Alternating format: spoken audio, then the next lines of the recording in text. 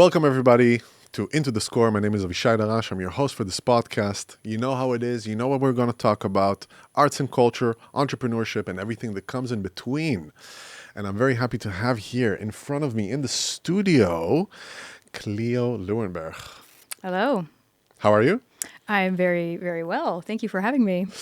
I'm happy that you're here. The funny thing is we actually started the podcast already. But Yeah, then... we did. This escalated within like 5 seconds. We were talking about like death and Charles Manson's guitar and Darkroom. So I don't know how that happened, but here we are. That's awesome. I love it. Clio, you're an Amsterdammer? Yes, born and raised. Born and raised. Woohoo! Yeah, there's not that many left. Do They all left. Do you have like the heavy Jordaans accent when you speak Dutch? No, unfortunately. No, I was raised in Amsterdam Zuid, so I have a little bit of a posh R. Okay. But my mom is American, but born and raised in Amsterdam. And I know your mom. She's, We just figured that out. Daisy, if you're watching, I know. Yeah. Exactly. I know. You have one pass to make a your mom joke. I need to think about it. It. We'll be here all night. Exactly. So tell me, before we started the podcast, we were like, okay, what are we going to talk about? At the beginning, it was very professional. Like, let's talk about MassiveMusic and curating Apple playlists, and, which could be very technical and very fun. Yeah. But then we discovered that we met 10 years ago. Yeah. Through your How mom. about that? And then all of a sudden it was like, hey, what's up? Yeah, those are the best kind of interviews, right? Because they're more just like conversations and not just like Q&As. Yeah, absolutely. It's like, so what do you think about this? It's more... So let's talk about AI. We can talk about AI later if you want. Yeah, let's talk about AI. Yeah. But I want to ask you more about how did you get into the music industry? What brought you into that? And then we're going to... Yeah. Well, that's easy. My father was a musician. So I've been always been around music, always been around musicians and music industry. So my mom likes to call me a Nepo baby. But when you're a punk Nepo baby, that doesn't really do anything for you. Punk Nepo. Here's the needle. Yeah. But yeah, no, it was very, very clear for me early on in my life that I wanted to be in the music industry and that I wanted to do something in music. And here we are 20 years later.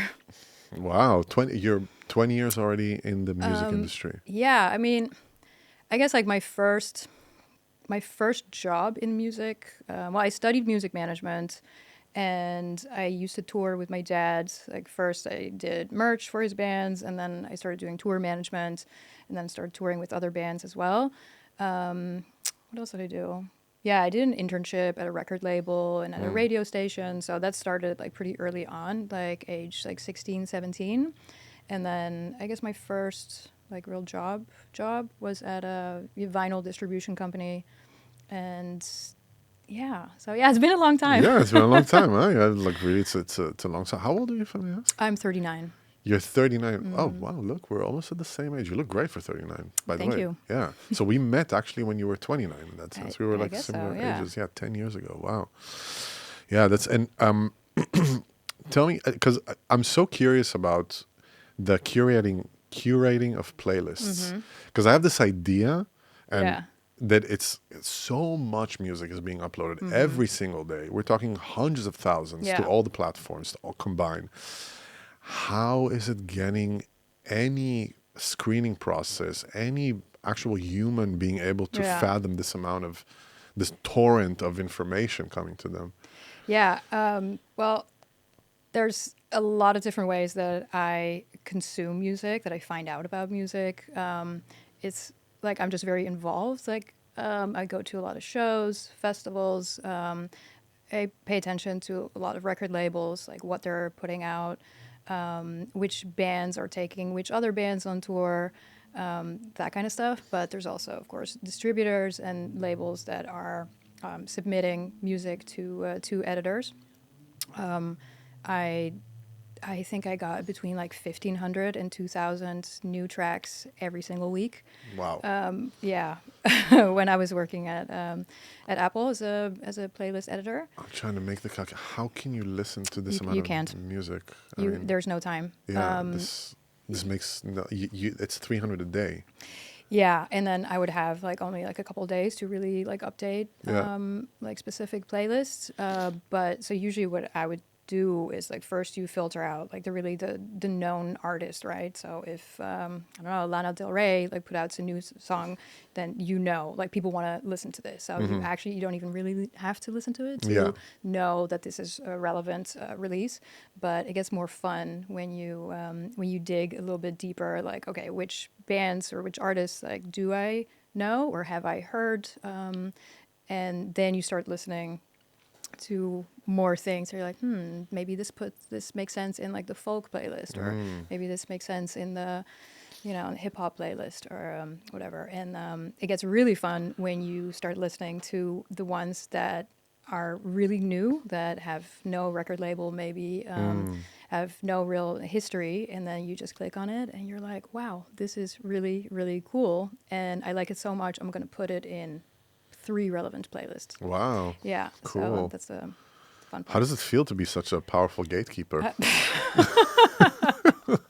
Well, it's no, it's cool. I try to help artists wherever I can. I think it's really human curation. I think is really important. Not just in music, but also in film and art and everything. Like we need people to show us like cool new stuff, right? Yeah. Like I don't want to rely on an algorithm to tell me what is already being streamed. I want my friends to be like, whoa, like have you heard of this band? Or I just saw that band on tour, like you should really check it out. I think you would like it. So I personally still really rely on humans with good taste that I trust. So I try to be that human for for other people as well. Absolutely. Yeah. And how many curators are out there? Do you know? Yeah, it's not many because there's only like really, well, of course you have Spotify and then Apple, and then also in Europe, Deezer. It's I think has a pretty sizable like fan base in France, but I don't know. There's just like not that many streaming platforms, so I couldn't tell you how many there are, but it's not that many. Yeah, because I could imagine that they have to distribute the load in that sense, but at the same time, you gotta be a person with a specific type of taste or experience, background. Yeah. And I think for me, well, in my role, because I was doing it for Benelux, I was doing it for a lot of different genres. So my personal taste is one thing, but I also have to know like what is relevant for people who might have a different taste. So it really had to, also educate myself on other genres that maybe I wasn't as knowledgeable about. Yeah. And I personally like to do like a lot of like music that people do expect, but then also like a little bit of music that people don't expect, but that I think they will like. Yeah. But I think every curator has a different approach, and it's very personal. Taste is so personal, right? And you would do that 52 weeks a year, just it was full time, year round. full time. Yeah, well, it's also programming the app, so it's a playlist editing, but it's also programming like when you open the app, like where you see the placement of the of albums and DJ sets, all of that. Yeah. Did you get any like music fatigue at some point? Sometimes, yes. Yeah. Yeah, because sometimes you're working on a playlist of a music style that may not be your favorite, and then you're just kind of like, oh my god, I've been listening to this EDM for like 4 hours. So sometimes you got to switch it up, right? Yeah. What do you do actually? How do you approach something like this that you're not connecting to emotionally? How do you do that? Yeah, that's a good question. I just think about who is this for? Like, who likes this? So you're of service in that sense. Yeah, absolutely. It's like, because maybe I'll listen to a song and I'll be like, okay, this is not for me. I'm not the audience for it, but who is? So who actually wants to listen to this music? And I really try to think about like, what kind of person is this? And yeah, you try to service them. Yeah, And yeah.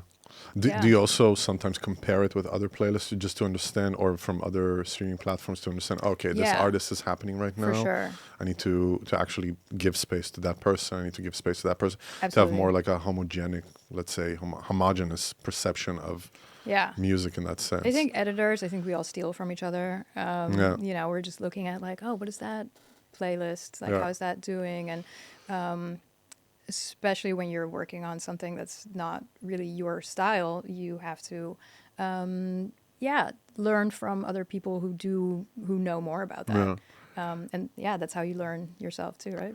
Yeah, of course. I mean, yeah, imitation, Yeah. research. Well, also just Looking. knowing, like, just I have certain friends who are just, you know, work in maybe like dance music, and I'll ask them like, what are you excited about? Like, which Mm. artists like recently have you, you know, really discovered, and what should I be listening to? Yeah. And is Yeah, it possible to get into playlists without having a major label behind you? 100%. 100%. Yeah, Okay, that's good. So yeah, if anyone is listening to it, don't get discouraged. You yeah. know, it's like you can make it. I have a funny, I have an anecdote of one artist that I picked solely on the band name. I got a list of all of the songs that was distributed one week, and there was one band, and they were called a body horror. A body A horror? body horror. So like the horror movies. I love horror movies. I love body horror as a subgenre. Yeah. So I was like, that's an interesting name. So I listened to it, and it was fucking awesome. Can I Really? swear on this? But Yeah, yeah, you can say whatever you want. Just don't say the N word yeah. or the C word or the R word. If you want to So say the N word, say Nicaraguans. Yeah. okay, we can cut this. But so I basically I just like listened to this band called Body Horror. It's like just because the name was cool. I listened to it and I was like, this is great. It's like punk, but also just kind of like electronic and just weird. It was really raw. And I was like, I like this so much, but they had no releases. It was one single, no release, no label, no nothing. I couldn't find anything about them, and I was like, this is so cool. And I think I put it in like 3 playlists. It was like new music, daily, and then like the alternative, and then maybe something else. And That would be so cool if they're listening to this right now. yeah, tag them. Yeah. And then I sent it to a friend of mine who runs a music festival called Grauzone Festival. It's in The Hague. It's like a post-punk, dark wave goth festival. It's awesome. I go every year, and so I sent it to my friends who run it, and they booked the band. Nice. Yeah, and I was so happy to see that kind of from just finding a band because I thought the name was cool. Yeah. And then the music was cool. And then I went to the show, of course. And then I saw that a lot of other people thought it was cool too. So Yeah. that's But you also that makes me helped happy. propel it to a certain extent, right? I mean, I guess in a way. I mean, I hope that some people discovered like that band Because there's a because they listened to the significant playlist. Yeah, there's a significant bump that is happening because of playlists. I guess so. You know what? Like I don't know about the numbers. You don't check the numbers, but I mean, it's Yeah. like millions of. If it's a big playlist, it's like we're talking about millions Yeah. of saves and all that stuff, or Yeah, hundreds so of thousands. I hope that helped that band, you know. Yeah, And then especially seeing them live after that, I was like, yeah, yeah. I want that for that band. What would be the advice you would give to artists, emerging artists that want to get into playlists? Like, what would be the strategy? Yeah, What yeah. would be I would say, like, really finding your niche. Like find a label or distributor. Well, if anything, even you don't necessarily need a record label, but it does help. I think if you're in a niche, to have a label that has like an established name in that niche, and then find a distributor, like someone who can help push your music to editors. It helps.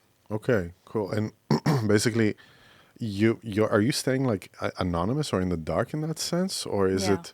Yeah, is it? I know that at Spotify, people are the editors, like they have their like names out there. But I know that not every platform does that. They want to stay anonymous often because you also have, a lot of people like reaching out to you if you're an editor, right? Because you Yeah. have lots of bands who want to be in your playlists. I remember it. And the reason I'm asking is because I remember when it was last year, I was considered for a Grammy, and it's like the Wow. first list. Congratulations. Thanks.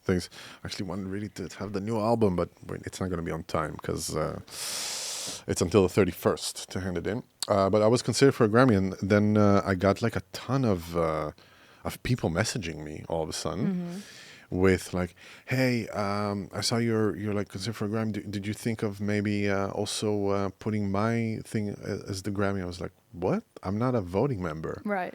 And then all of a sudden, when the voting members started to come out, it was just a torrent of messages to these people. And can you help me here? Can you help me there? Can you? It's a hustle. It's Like- it's a big hustle. I met a lot of people through that, and it was Yeah. really really nice. And someone really helped me with that. It didn't.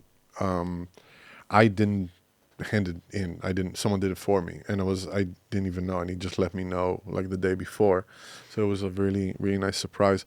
But it was really interesting to see the ecosystem that they're building around it. Right. Does it still have weight, the Grammys?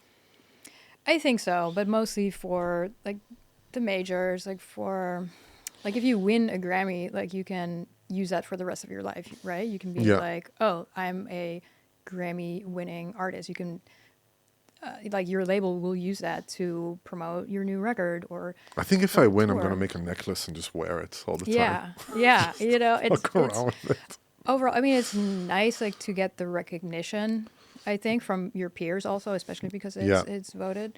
But I think it opens a lot of doors in the industry. Yeah. Yeah, and Absolutely. it's the same with the Oscars. A couple of months ago, I met a writer director, Victoria Warmerdam. She's a Dutch filmmaker, and I interviewed her and her partner, producer Trent. They won the Oscar this year for Best Short. Right. Right. That's Which true. is Yeah. extraordinary accomplishments, right? Yeah. For anyone. But Absolutely. Yeah. so we talked a lot about that. You can say like, oh, I'm an Oscar-winning filmmaker. Yeah. Like every film you will make after that will have that on there. Oscar film. Yeah. Oscar-winning film, and people pay attention.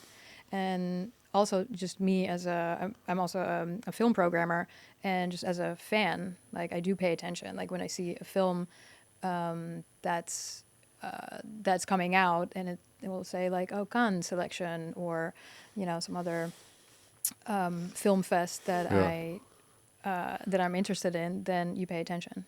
Yeah, absolutely. Yeah. And it's a valuable stamp in that sense. For It's sure. kind of like You don't always have to agree with it, and like I think especially in like with the Grammys, like a lot of the times like with rock music, it's like, oh, best rock performance. I'm like, Rolling Stones again, and it's like, okay, yeah, we get it. Rolling Stones are great, Yeah. but there's a lot of other great rock bands out there that I think deserve it equally.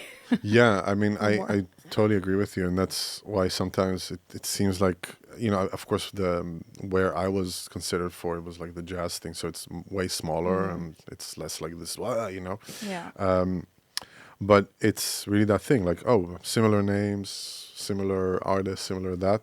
At the same time, it's just what the industry is. Yeah. Rolling Stones are canonized already. It's completely, it's a cultural phenomena. At the same time, younger bands, or let's say emerging, or they could be the next Rolling Stones. So Yeah, and I think it's really important to recognize the next generation of like heritage artists, right? yeah, Like within the next 5 to 10 years, like a lot of those, especially the classic rock bands, like they're going to retire or not be alive anymore.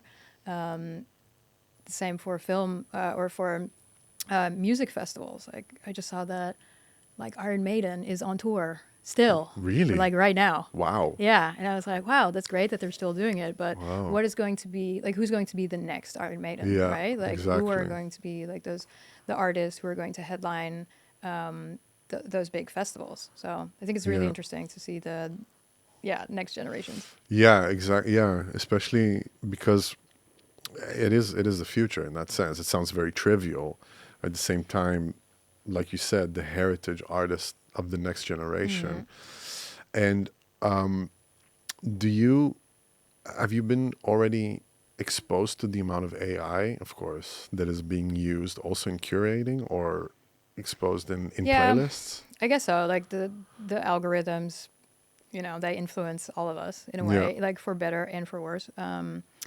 We were talking about it like off camera for a little bit, but Yeah. I have discovered some of my favorite artists through like Instagram ads, Yeah. and that's also with the help of AI. Mm. I discovered one of my favorite bands, like Viagra Boys, like, before the pandemic, like the first with their first single, and that's content that I do want to see. Yeah. It's like yeah, this is relevant to me. This is a band that I really like, but I also see a lot of, tracks that are pushed that have millions of streams, and I listen to it, and I'm like, this is garbage. Yeah. Like, I don't want to hear this. I don't want this in my feed. I don't want this in my algorithm. So yeah, it affects us, all of us in different Yeah. ways. Absolutely. Yeah. Yeah, absolutely. Because it's also the fact that music generated by AI at some point is going to be so good. I mean, Yeah, it already already is. it's really good. I think that a lot of artists already use it. Yeah. I like that. I mean, especially in like pop, pop music. Yeah, of I mean, course. I think the quality of pop music nowadays is really high.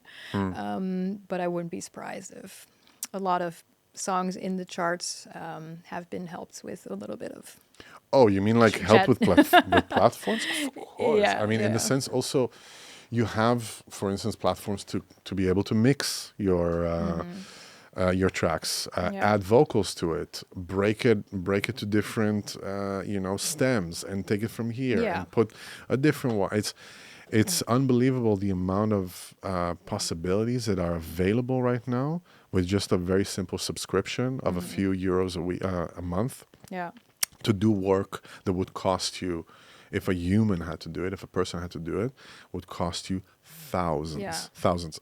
If I'm thinking about what is happening now with the podcast, we have a platform that cuts for us the clips and Right. translates it. I talked about it in the podcast. I'm sorry that I'm repeating it, but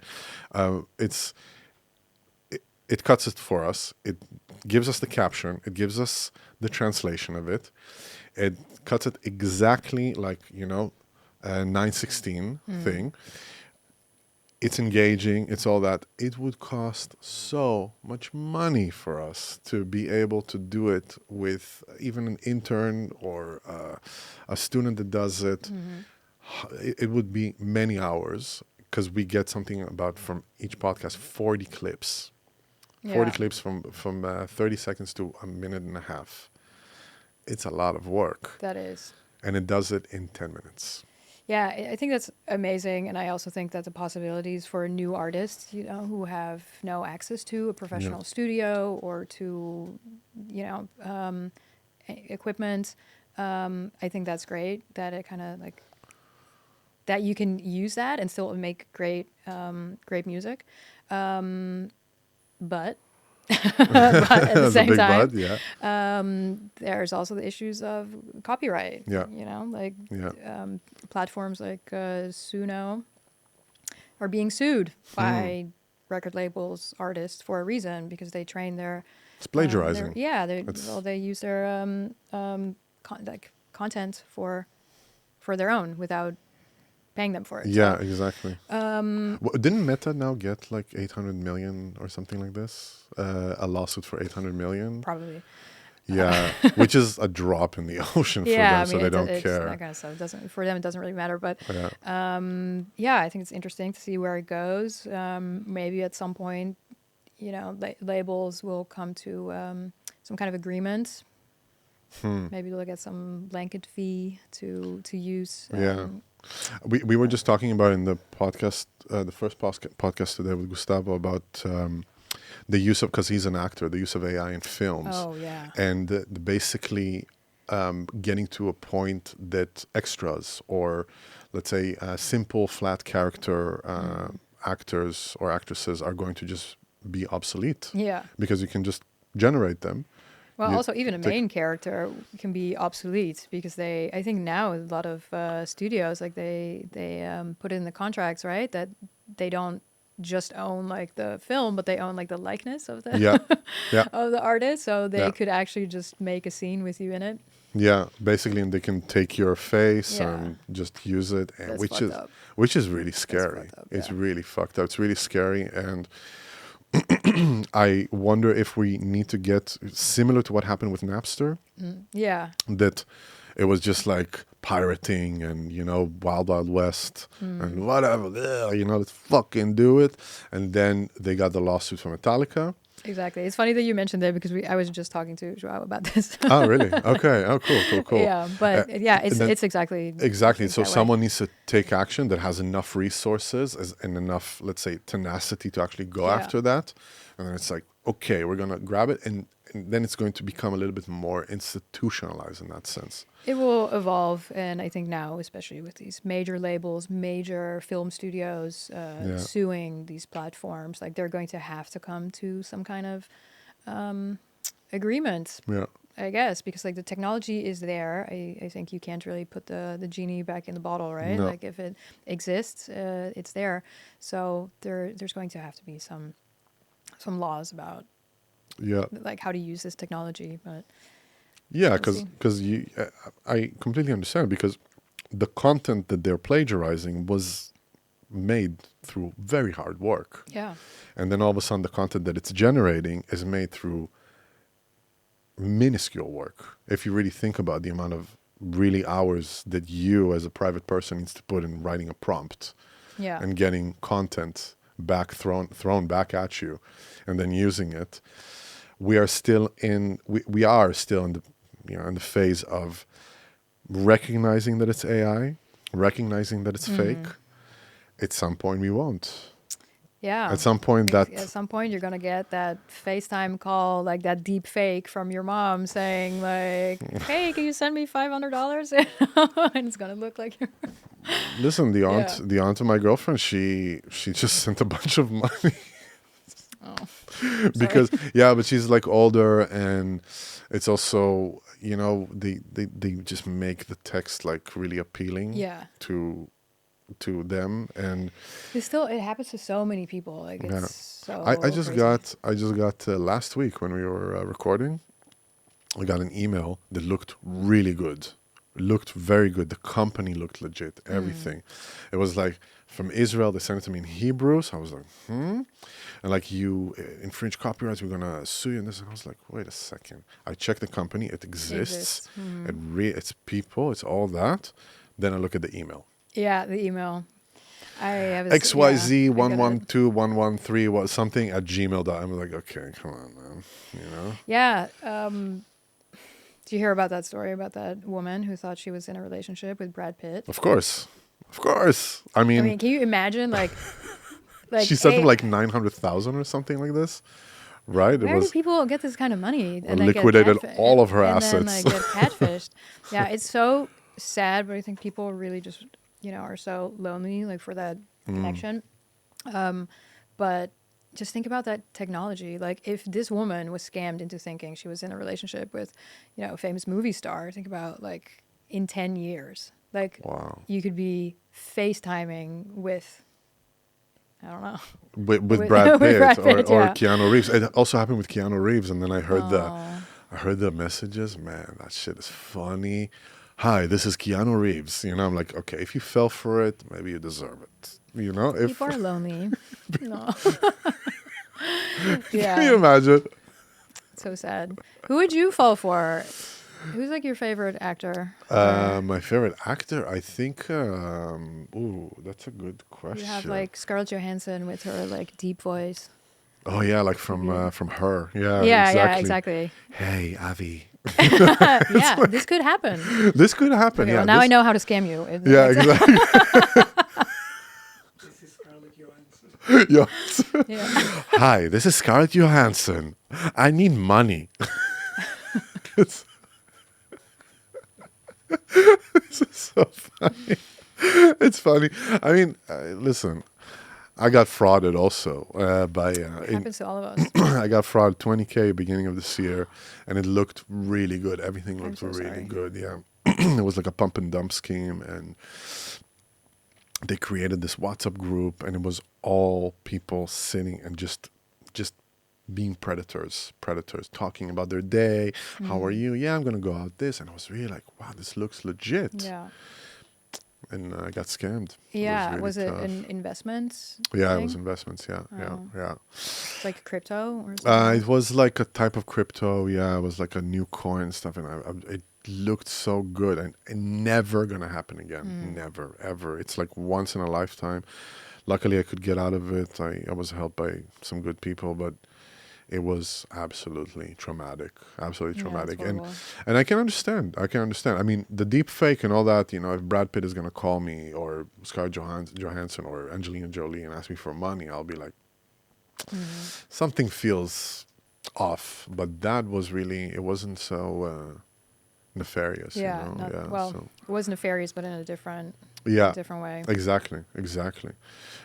So tell me more. Tell me, I want to know more about basically your life in the music industry. Like, how does it look? Because you work also for MassiveMusic, Yeah. right? How does it look? Well, so right now I'm a music supervisor for MassiveMusic. Yeah. So what do? I clear music for mostly for advertising campaigns. That's the gist of it. Like for advertising campaigns of, Yeah. like brands and stuff, or Yeah, it's mostly it's brands. Yeah, it's brands, okay. and so they will come to us or through an advertising agency, and they need music for Yeah. their commercial. And then, so sometimes like the most fun is like when they don't really know what they want, and they'll just say like, we want something kind of like that has to do maybe with specific lyrics or maybe a specific genre or style, vibe, whatever. And that like I, as a music supervisor, can be really creative and give them different options of what works. Yeah. And then when they like it, and then I get to I get to license the track with the help from the publisher and the record label. Nice. Yeah. And, Nice. Do you like it? I do. Yeah, it's fun. It's yeah, I like it when you have like the perfect track. It's just the best. For a campaign, when you see it like online or on TV or something, you're like, oh yeah, I did that. Yeah, that's cool. And Yeah. isn't it's not already invaded completely by AI also, this type of, because you can write a prompt and it will just give you Yeah, what I you think want. like a lot of brands, a lot of people, they want a well-known song. No. So you need to license it. I mean, it happens a lot now. You see it in the news a lot with companies that don't license it, so they illegally use music, and then they get huge fines from record labels. Ooh. So it's still also kind of like a Wild West in that way, that Yeah. I think people sometimes they just don't know. They don't know that you can't use like a Beyonce song for your commercial. Oh, really? They just don't know. They just take Sometimes it. I honestly think that sometimes they don't know. Wow. Yeah, I don't know how that happens, especially if you're a large company that has a legal department. Yeah. But it's in the news. Like there was a cookie company recently on the news that had a big lawsuit because they were using copyrighted music, like big hits, and they just didn't license it. So that's where we come in, and Yeah. we help brands license the music. Do you play an instrument yourself? No, Did you ever think of doing it? no, No? no. What's the reason? Why? You just don't. Not everyone is talented. Not No, I've always been a behind the scenes person. I've never had that that desire to really be on stage or to express myself in that way. yeah. Yeah. And do you feel that, have you ever been, sorry, let me ask it again. Do you feel that there are artists that don't get actually the push that they deserve, although All there's the like, time. yeah. Yeah, all the time. I think, you can be the most talented person in the world. You can have like an incredible record, but if you don't reach people, then Yeah. you'll never be like commercially successful, Yeah. right? Then Exactly. I know for some artists that's not the goal, right? They want to put out an album and they're happy with that. But I think if you want to, especially if you want to make a living as an artist, like you really need the right team around you. Whether that's like a manager, booking agent, record label, publisher, like really finding the right team is fundamental. Yeah, and I think also that's we discussed it quite a lot here in the podcast in the sense of you can have the second coming of Christ on an album, basically. You That'd know, be fun. it's I wonder what he sounds like. Do we have an AI? ChatGPT, what does Jesus sound like? that'll be actually a pretty funny prompt to write, and it'll probably be some country with like gospel. Oh, hell no. Weird. No, he does black metal for sure. Black. So free jazz, It'll yeah. just be like, I can't believe what you guys have been doing here in the past 2,000 years. And yeah, so you can have actually your music like be almost the second coming of Christ, and it's like, oh my God. But without a strategy of getting to people, considering the amount that people get thrown at them There's every just day. so much content. Yeah, there's just so much. And if there is no strategy, I see it with a lot, you know, I'm coming from the jazz scene, which is a really small niche. And I see that happening constantly with friends of mine or colleagues that they get disappointed. It's like they spend copious amounts of money on an album, but they don't reserve any finances for the marketing. And they find themselves in this echo chamber of, I made this album, it's like the greatest album ever. And then they just push it like to their friends, or they push it to their small community of followers that they built, while you actually need to spread it out of that. You need to be able to reach new audiences with that. Yeah, that's true. You definitely have to start, I think, with your inner circle, right? Like the people who know you the best and who know how much time and effort and, you know, blood, sweat, and tears you've put in this project. But yeah, like if you want to play a show, you know, you need people to sell the tickets to. Yeah, I remember the first time, it's like it happened this year, the first time that I had like, I played in the BIM house, like the first time under my name, and I was so scared that it's going to be empty. Amazing sound there. Huh? The acoustics there are incredible. Everything, it's an incredible venue. It's just really, like, also the history of it is pretty crazy, that it started as like this, it's like, you know, musicians coming together to just improvise in the 70s, and then it turned into an institution that it is now. Amazing stuff, what they built there. And I got the date, and I just started sweating, like, oh my God, what's going to happen? Am I going to fill up the place? And luckily at that time, I had someone working with me on selling tickets, and we sold out the place. And and it felt, I remember like going out and seeing like the place full, and I was like, I don't know 300 plus people, like personally. So it means really that we created here something, you know, we created a new community. Yeah. But I really believe without that investment, first of all, the music needs to be good. That's like, let's start from there. Of course, it needs to appeal to the people. But without that investment and a strategy, we would be in front of 40 people. Yeah, for sure. You need to know how to reach people. And I've seen this firsthand with my father, who was in a punk band in the 80s and the 90s. My father comes from like the DIY, like really punk DIY, fuck the system, fuck the music industry. And I understand that. A lot of artists do get ripped off by managers, record labels, other people in the industry. However, I've also worked in corporate music.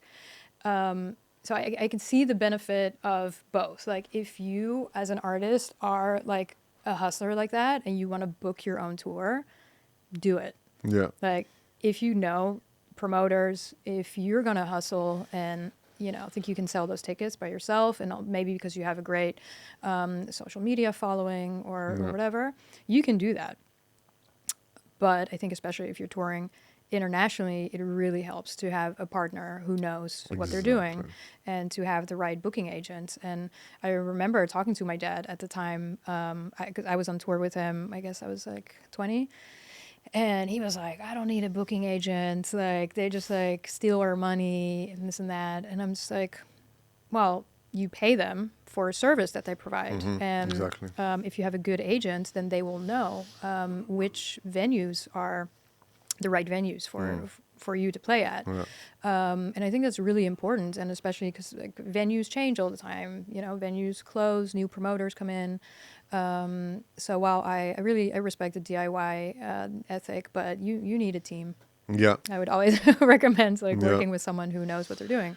Yeah, it's interesting. I just got a new booker now, and I see just the difference. It's like, oh my god, I can just send him stuff like, hey, what about this? And he just takes care. Like Right. he makes the, because I did it by myself, and I'm not built for that in the sense of, I booked this tour in the Netherlands at the beginning of the year, which was successful, but at the same time, I liked that experience. I had someone, like I said, helping me sell the tickets. I didn't do it by myself, just that. But it was tough. It was tough. The amount of rejection. And like, It's so much work. oh, And I think as an artist, like, well, most artists, I don't know about you, want to focus on the music, of course. right? Of that's, course. That's why you're Of course. a musician, because you want to Yeah. focus on the music. So Yeah. I think the more artists can spend, like, have time to spend on their art, and leave other sides of the business to partners that they trust, I think that's a great thing. Yeah. Yeah. I agree with you. Yeah. Absolutely. And also, it's what you said, the space in your head, the mental space, Yeah. to be able to just focus on that, because it's a lot of noise, the booking, it's tough. It's so much, and especially if you're booking a whole tour, like let's say you're touring Europe for 3 weeks, like there's a lot of different countries, a Yeah. lot of different venues, a lot of different promoters. Like, do you know every venue where they book, jazz pianists in Eastern Europe? No. No, it's a lot. Yeah, And then not even talk about like, okay, the hotels, the traveling, all that stuff that needs to. And negotiating your fee. Exactly. Like that's also a Exactly. thing. Like maybe you don't know what you're worth in that. Yeah, in for that sense, instance. but your agent should know. Yeah, for instance, that thing of, you have an outkoopsom, like they just pay you fixed price. Flat fee. Yeah, flat fee, no matter what happens, no one comes, it's good if people come. Yeah. But then you have really splitting the ticket sales. But because I didn't, or then the third one, at least that was my experience here, renting the place all on you, all the losses on your shoulders, or all the risky. gain, and I didn't know all that stuff, but because I'm like kind of breaking Right. back into the scene as a solo artist, they were like, okay, flat fee. But because we sold all the tickets, I was like, man, I should have Yeah. taken It's- it would have been literally 5 times more, I was I like, would always recommend in those things. So a little side note: I used to work for Live Nation. oh, So yeah. I also helped promote many shows. So I've seen a lot of different deals, and I think in these cases, like I would always recommend doing like a flat fee plus a percentage after break even. So then you know that you're going to cover your costs, like as an artist, and then if there's a little bit of extra left, you get a piece of the pie. Oh, that's great. Yeah. I like that. Thanks for that tip. Especially now that we're booking next year. It's like, gonna do it differently. Yeah, no, I always think that that's it's a fair deal, right? Yeah. Because if there's a lot of money after the break even, then I do think that should be split. Yeah. Sometimes you can negotiate. You can do like split 50-50 or 70-30. I mean, that's Exactly. it's up to you. Awesome. Yeah. What does the future hold for you? What would you like to do in the future? If I only knew. Well, I think it's safe to say that I'll always work in music. I don't know in which capacity, but I would really like to do more music supervision for films and series. It's something that I haven't done yet. I'm very into movies, so it makes sense.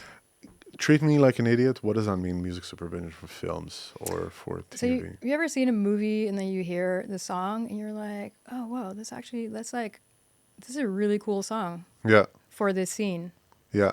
Yeah, so someone picked that. So it's that. Someone did that. Okay. Yeah. No, because what's interesting, because I always thought, okay, there is a composer for the film, and they just make all the music. Yeah. But sometimes I see series, Yeah. and then you even have the name of the song happening, right? I think exactly. it kind of Like the emerged in the last. soundtrack. Yeah, it's like Yeah. it emerged in the last 2 years, even that you see it in the scene itself. It's like just written.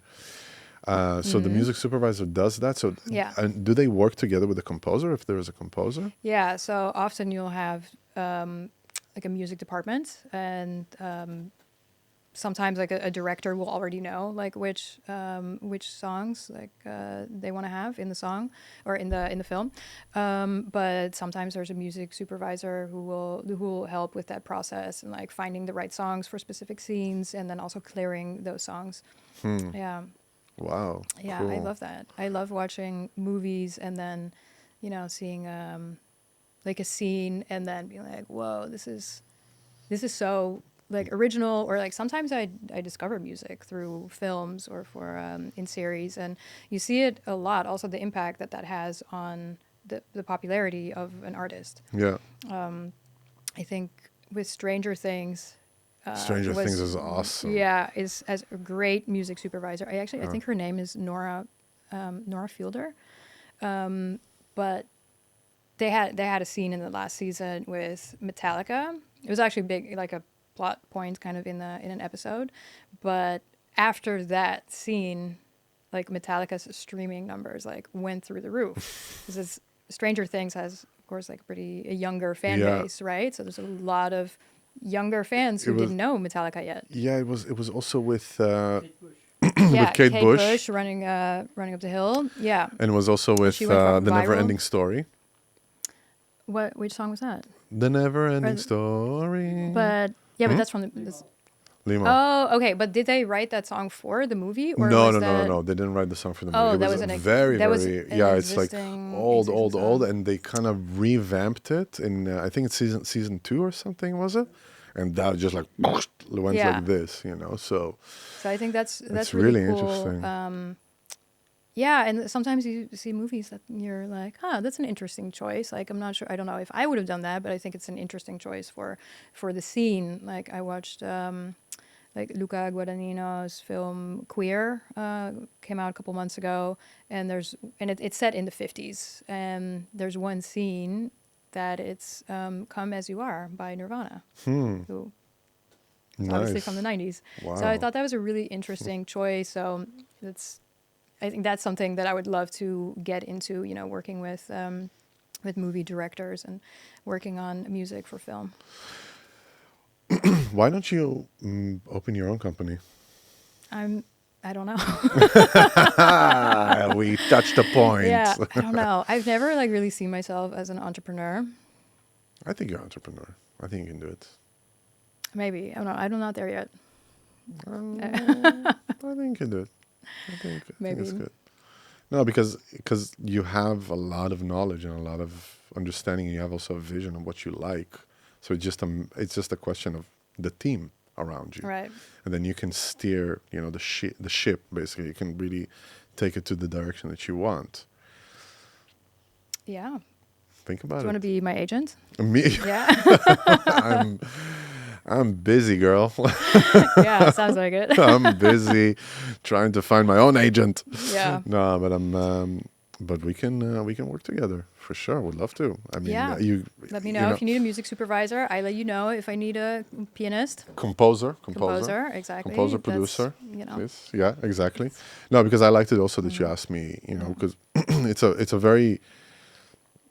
it's a very human industry that we have. I know it sounds very trivial, but the fact that you said, what are you working on? What is this? And then I told you about the new solo album. And it's like, I know, did you think about doing Apple music, the classical stuff? Yeah. And I was like, this is how you meet people. This is how you break through certain like glass ceilings, They're just like, how do I do it? Networking, like human networking, I think is so important. Yeah. Because everyone is selling something, right? Everyone's like, I'm a musician, I'm an actor, I'm whatever. Everyone has something, but to really have a connection with someone who will genuinely help you is so important. Yeah. Yeah, absolutely.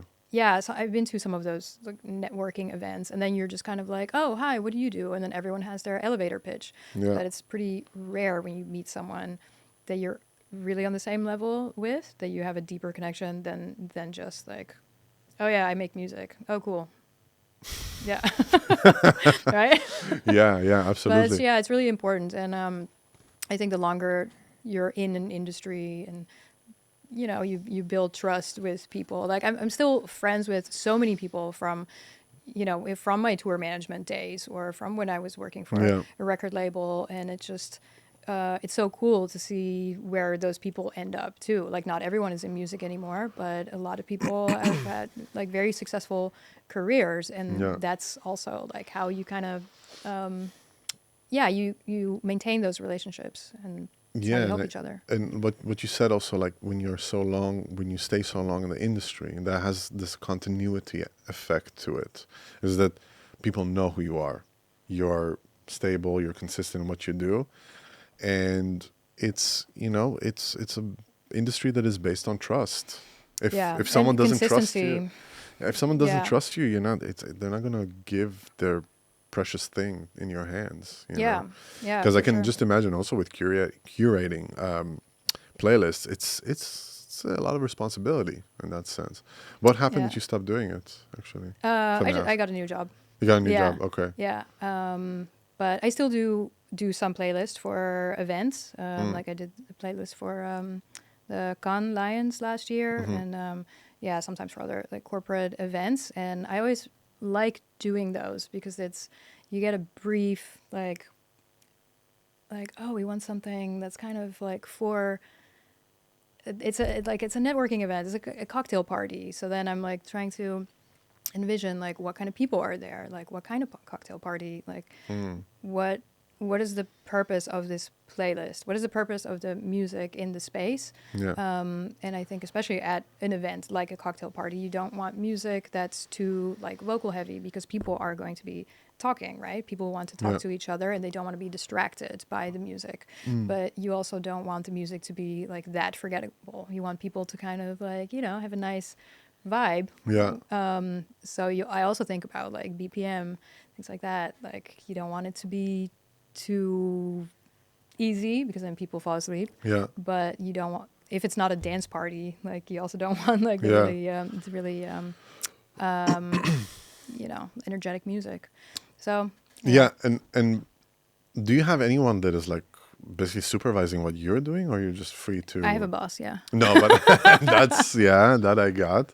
But in the sense Yeah. of they give you the trust and it's like, okay, it's going to work. Yeah. And Yeah. 100%. yeah. So that's I actually very creative work if you think about it. It's 'Cause you can, amazing. Yeah. yeah. I love that. Yeah. I think also like with when I was working for Apple, like also of course like I had a manager, but like he really just trusted me, and he was like, I know that you know what you're doing, Yeah. and that you know what's relevant and what's appropriate for these specific playlists. So of course we would talk about music, and I would talk to other editors like, what do you what are some things that maybe I'm missing. Mm. But yeah, it's a creative job. I love it. I work with someone, shout out to my colleague Philip, who's been a music curator for like 25 years. Mm. And we just like talk about music all the time. Wow. And we do a lot of playlists together. So Yeah. we collaborate on these playlists for events, and like we get the same brief, and then we just like talk about it, kind of like, what do you think about this artist or like that song, and then we build it together. Mm. And it's great, a great way to learn from each other. And to build a collaborative playlist is also cool, because then I'm coming from something from one angle, and maybe he's coming from it from a different Mm. angle, and then you mix it up, and then you listen to it, and you're like, yeah, I can see people vibing to this. Nice. That's really cool. Have you considered actually becoming also a programmer for a venue? Yeah, I would love to do that actually. I do. Shout out to Yeah. anyone listening. Yeah, shout out. No, I love curation, just like music curation in general, like Yeah. whether it's like for like a live show or a playlist or whatever. I'll tell you why I'm asking you this. Why is that? Yeah, because we want to take this podcast to to make it actually a live show. We want to do it. Yeah. Now, it's not necessarily that we're just going to sit and talk to each other. It's really to have a panel and people come and just present new work, and we're going to do it in a venue, you know. And considering you have so many contacts and you know so much, it will be great to have you in the team in that sense. Yeah, let's hook it up. Yeah, let's do it. Yeah, I love it. I worked with a lot of venues. I've never been a programmer at a venue. Those That's more like a jobs- program of a show. Of a show, If you think about it, so really like we build this thing together of, it's not like our venue, but it will be a show that we want to take from place to place, from city Right, to city. like that. And it's like just create different guests. this like crazy community, and like comedians can come and musicians Yeah, can come. that's and, really cool. And really, and I just interview them and we talk, and you know, you can be in the panel, just ask them a bunch of questions. Did you think of doing that? Did you think of doing that? It's like, and then everything is filmed. It's going to be uploaded online, and Super you want fun. to cut things out of it, make merch and all that stuff, you know. Yeah. So if you want to be a part of it, Let's talk. Let's talk off screen. Let's talk. Yeah, no, for sure. I love programming stuff. I do some events also at Massive at our office. That once every quarter, they give me the freedom to book a band, Nice, which awesome. is so much fun. And it's a showcase, so we only invite like 100 people like in the industry. Nice. And then we invite an artist to play for like 30, 45 minutes. And then we have a little bowl afterwards. Nice. And yeah, it's been really fun. I did 3 so far in the past, I don't know, since I've been at Massive. How long you been working for Massive? Been over a year. Been a year. Oh, okay. So it's every quarter. In Yeah. that sense, yeah. So Like you said, and I really try to pick artists that are like a different style every time. Like last time I had this artist called Curses. He's a DJ, but he also makes music. So he does like post punk, dark wave project, and it's super cool. So I booked him, and it was a great show. And then like the one before that was an artist called Mercy. It's a duo, 3-piece live, super cool, like British neo soul, like beautiful. Like they're playing North Sea jazz like this cool. this summer. So it's really cool to have the Awesome. opportunity to invite these artists to play at our office, basically. Awesome. Wow, great. There's a band I'll Pitch off, it to me. yeah, off screen. It's really nice. It's the band of Antonio Nausicaa. You would like it. You would like it. They're blowing up right now. They're playing North Sea also. Nice. In 2 weeks. Very young band. They're really they're just like this garage band, you know, of friends that came together and worked for years together, and they just built something, and it's really running right now. So I love it, and I Awesome. want to have them also on the show, like that they will play and do their Where thing. are they from? They're from here. Okay, local Amsterdam. Yeah, local Amsterdam. Awesome. Yeah. They're all here. They're like ex and still students of the conservatory. But you have these bands that sometimes come. You know, you have a lot of music that comes out of the conservatory. But there, it's really, they have a very strong concept. They have a good following. They had a very big tour that they did in the Netherlands. They're growing. They're very young also, in a sense, like between, 20 and 30 or something like this. And it's cool. So I'll, Awesome. Yeah, I'll send it to me. you. Yeah, for sure. Antonio, if you're listening, I got your back, man. But if you weren't doing what you were doing, what would be the alternative I would be in film. in film? Yeah. We haven't even really talked about it, but No, we haven't really talked about film. Please, but please. yeah, so I'm also doing programming for a film festival called Imagine Film Fest. Yeah. And it's have you ever been there? No. It is. It's here in Amsterdam. Okay. It's in October. Would love to come. Yeah. Lab 111 and Filmhalle. Yeah, it's great. It's awesome. So it started 40 years ago as the Night of Terror at Tuschinski. My mom actually went to the second one when she was pregnant with me. That she loves them. She loves lodged in your subconscious. Yeah, totally. She loves to tell people about that. And she's been a volunteer there for a long time. But anyway, so I also work for them as a programmer, and so I watch a lot of films. But I have no education in film. I'm just a fan. Yeah. Yeah, just. But it seems like you are very tenacious in that sense. You're like you like something, you go full in. I like what I like. Yeah. Yeah, I think it's really important. But that's the thing. You're also, you present yourself in a way that it's like professional, so people can like trust you. And when you program, basically the films for the festival. Yeah, so I do the short films. We have a team of now there's 4 of us. This is my 5th year doing that for Imagine, and it's awesome. Like when I started was during the pandemic, so I was out of job because I was working in live music, and then no live music. So I and many other people lost their jobs. So I was like, wow, what do I really what do I like other than that? Because I think also at some point when you're just really comfortable in a job, you're, it's kind of like your identity also. You're like, this is what I'm good at. And, it becomes like very comfortable. And then all of a sudden you don't have that anymore, right? So I was really thinking like, wow, what else could I be good at? And then I saw that at Imagine they were looking for someone, and I'd been going there as a fan, just especially like I'm really into horror movies, but it's a lot more than that. It's sci-fi and fantasy and just like everything that's a bit weird. Have you seen Sinners? I have, yeah. It's good, huh? Yeah, I enjoyed it. Yeah, you recommend. Good music. Great music. Beautiful. Man, that scene. Delta blues, yeah. That scene when they're in the barn dancing and that's the scene that sucked. Really? For me, that was the scene that made the movie. You mean the one that they're all like from different eras? Yes. No, I hated that. That's really? Like, yeah, I thought that was a very odd choice. I thought that the music editing of that was brilliant.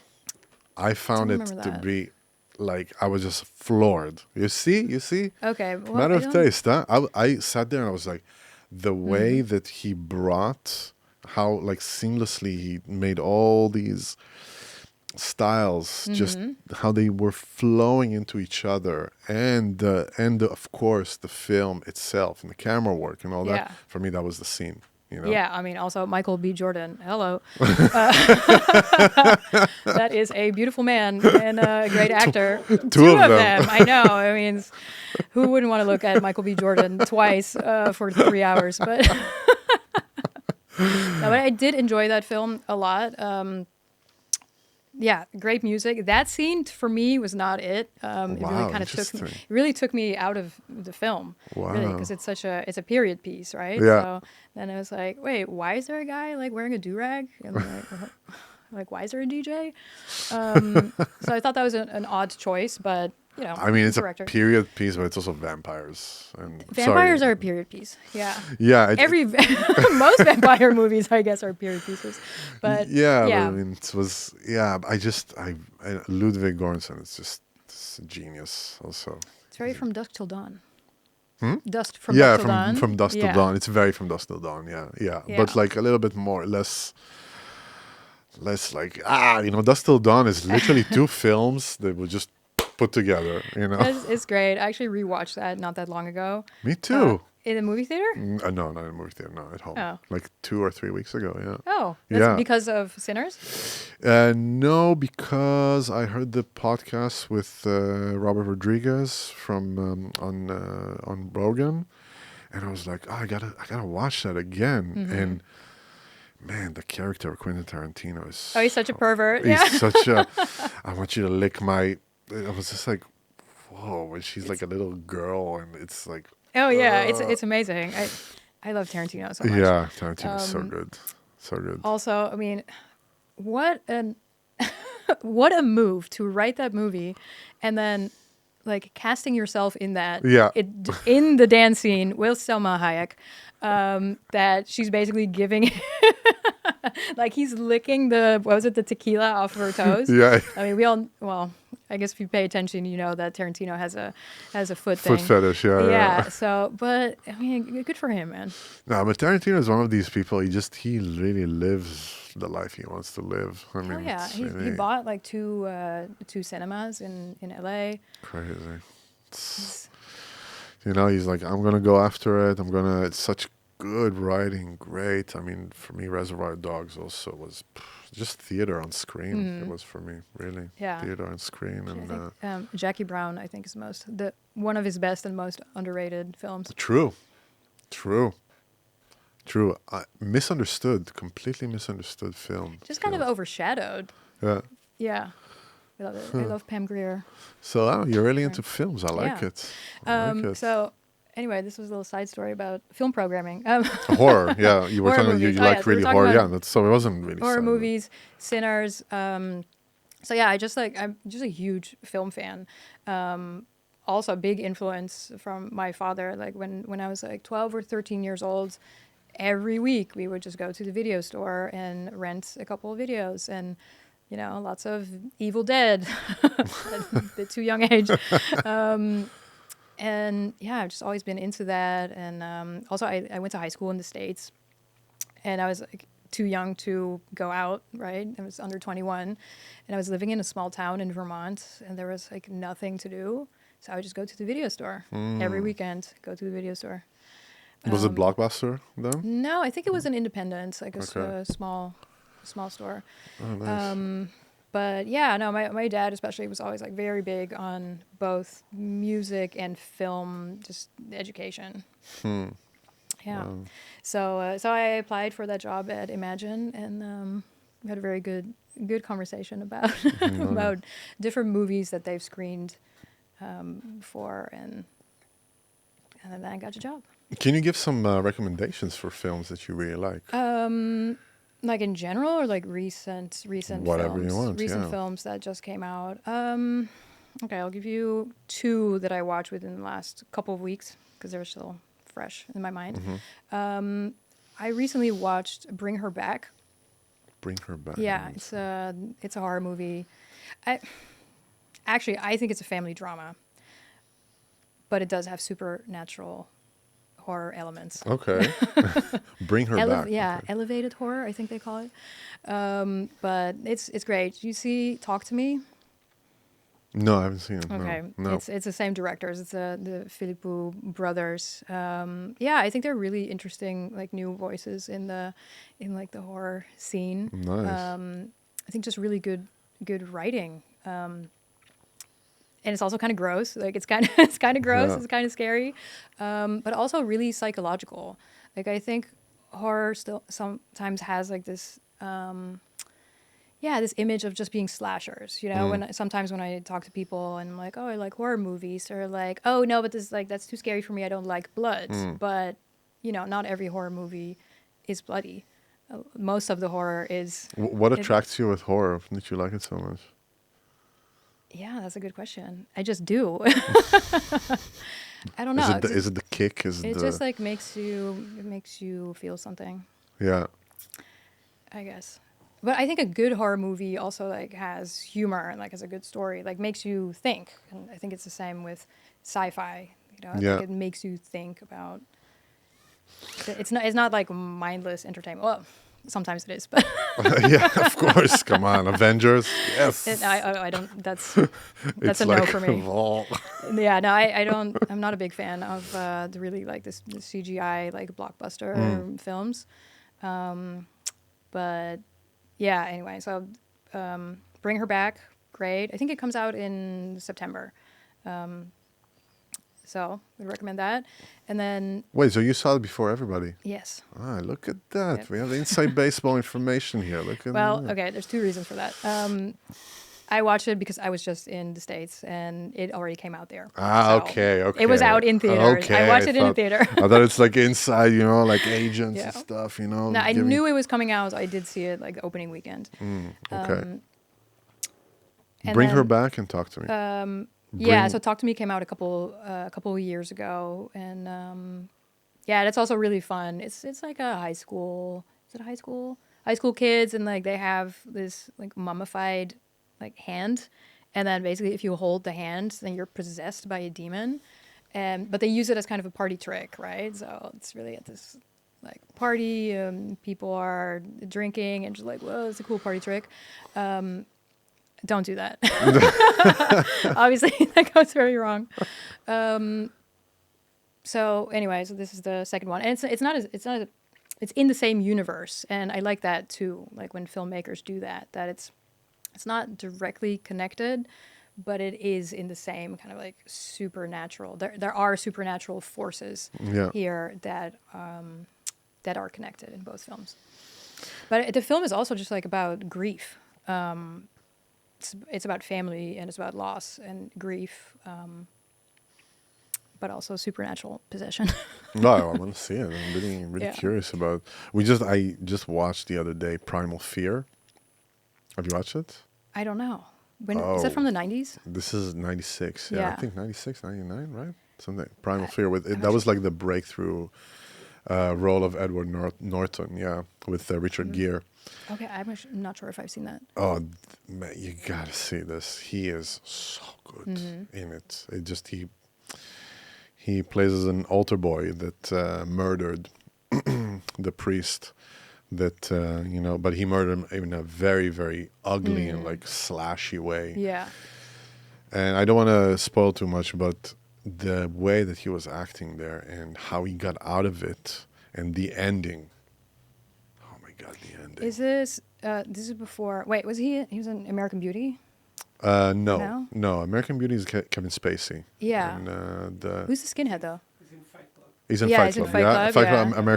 American History X, yeah, that's what I'm thinking of, yeah. He was actually the Hulk also for one, which was very strange. Also Birdman, he played in a bunch of stuff. Yeah. I mean, but this one was just the acting and the change of face and really, really like this is psychological thriller, Yeah. but it takes place in a courtroom. So I like a good courtroom movie. So good. Like Anatomy of a Fall.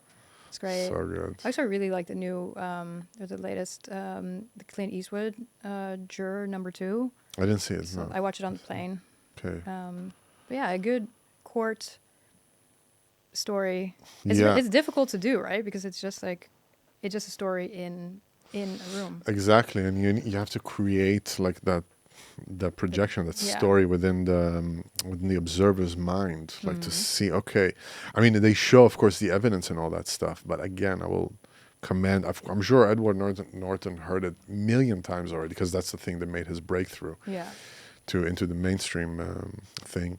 But god damn, like so good. The last scene, oh my god, you're like, I'll put that on my watch list. yeah. Shout out Primal. Letterboxd. Yeah, Primal Fear. Yeah. Primal Fear. Good. So, and the other movie that I wanted to mention, The Last Showgirl. It's a Gia Coppola. Okay. Of the daughter of? the Coppola family.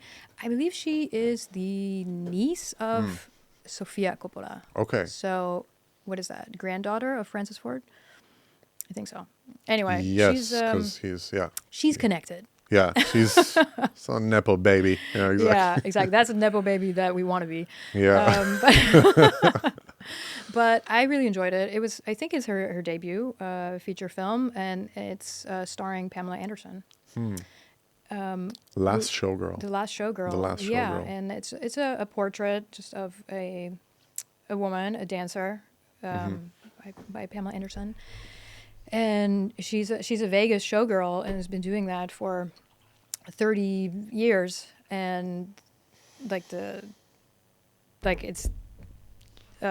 ends like the the theater shuts down, so she loses her Sorry, job, we and also didn't give you water or oh yeah, a got glass. some water. I'm sorry about that.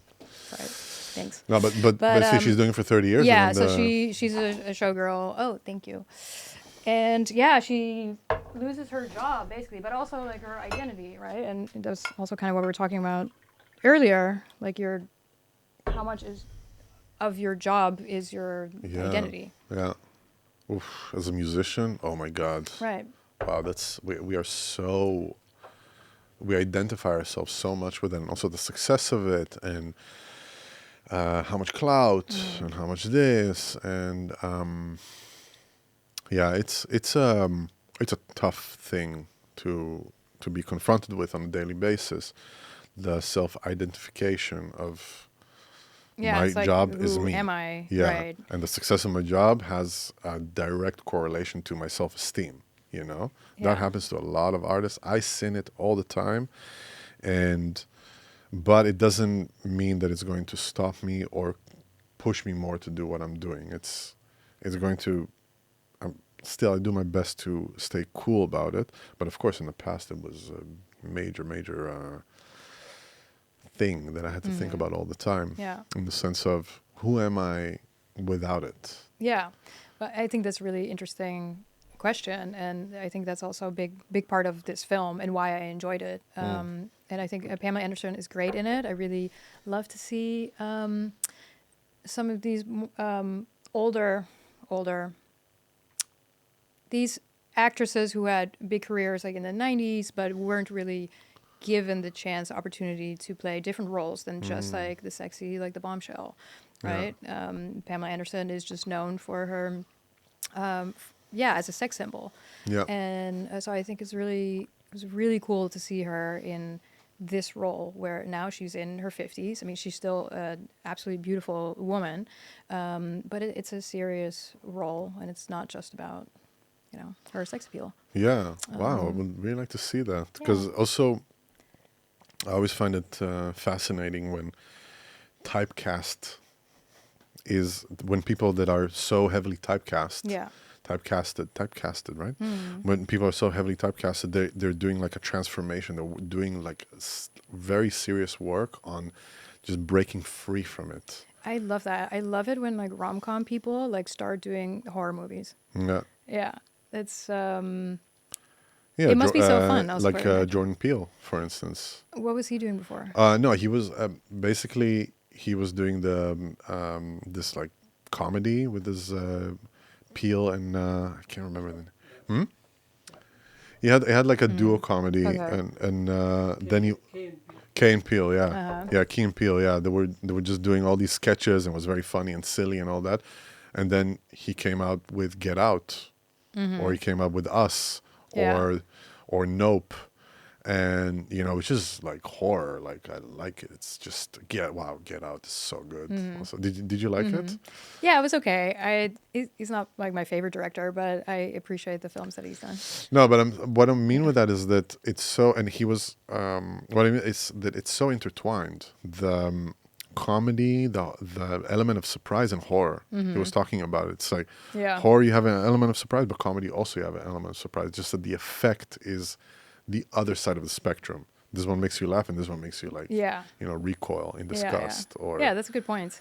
Yeah, so they're very much interconnected. It's like there's so much on the other side of the spectrum that almost they can bridge between each other, And again, I think a good horror movie often has humor as well. Yeah. But yeah, I like seeing now like these actors that were typecast, like also like a Demi Moore, for example, like that just like won like so many awards with her performance in the Substance. Which I loved, by the way. I think was my favorite movie last year. But also like, is it like Richard Grant? Richard Grant? Richard Grant. Wait. Hugh Grant? Hugh Grant. Sorry, I'm thinking about Richard. Sorry, I'm thinking about Richard. Richard Gere. Richard Gere. Yeah, we were talking about him earlier, and Hugh Grant. But anyway. In Heretic, you mean? Yeah, exactly. Because he was always like the pretty boy, right? Yeah. And then it's like, oh. And then he's a psycho. He's a psycho. I like that. Same for Charlize Theron in Monster. Oh, in Monster. Yeah, she was amazing. Wow. It's like, what is she up to? I haven't thought about her in a while. I don't know. Sitting on a shitload of money. It's just a bed made of money. A shitty sequel for Netflix. Ah, yeah? This action film that was really bad for Netflix, and there's a sequel. There's a sequel. Someone has to pay. Someone has to pay college for their kids, I guess. it's like Nicolas Cage, Nicolas Cage, I love that he's in like his freak era. I think he said that himself, that he's in like his freak era of his career. He's doing so many like wild things. Listen, Wicker Man is one of the best and worst movies I've ever seen in my life. I refuse to watch that remake. I will never watch that. There's that scene that he just goes into the barn and he just punches the woman. I'm like, why? This whole movie is just like someone took a bunch of scripts and did like a casino flush. Okay, let's put them together. Here's a script. It made no sense. There was no coherency. We would watch it just to die from laughter. Yeah, really. you're not selling this, but I didn't want to watch it, and now I really don't want to watch it. It's so bad. It's just really it's really like someone had like a fever dream and just decided to go and direct a movie while they're in it, you know? Yeah, but also just like not everything needs a remake. No. Superman was already for sure. is a great film. Leave it alone. Yeah, I just saw, what was it? I saw Lilo and Stitch with my son. That was pretty The cute. live is it? Yeah, they have the like live action. Yeah, I think some of those live action things pretty are cute. kind of cute. Yeah. It was pretty cute. That was cute. I mean, the Lion King was kind of disposable a bit because it was Yeah, it's all CGI. It was all CGI, but also it's animals. They're not animated as people, you know. So it's like, Okay. oh, Simba.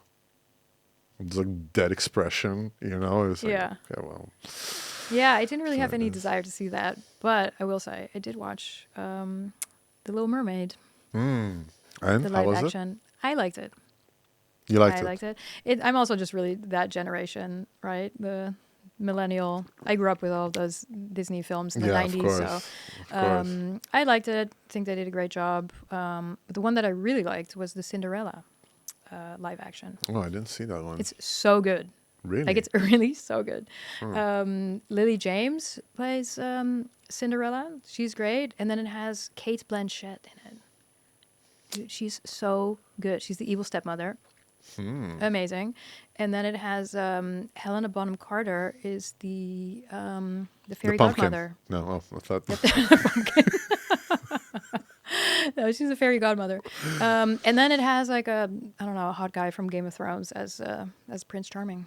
Oh, okay. Hot guy from Game of Thrones. That's a lot of them. Yeah, actually. I know. No, as I was saying that, I was like, which hot guy? I think he's like a Stark guy. I don't know. So one of Whatever. these. One of them who dies. You want- Who didn't? Actually, I remember.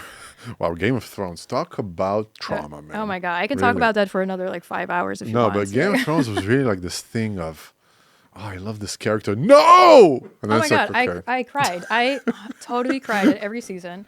Man, that scene that they just murder everybody in the wedding. The Red Wedding. Yeah, Oh I mean my that's God. so gnarly. So gnarly. And it's so unexpected. It's so unexpected. You just sit there and it's like, why? And Why? then, yeah, Why? when the band started playing The Reigns of Castamere.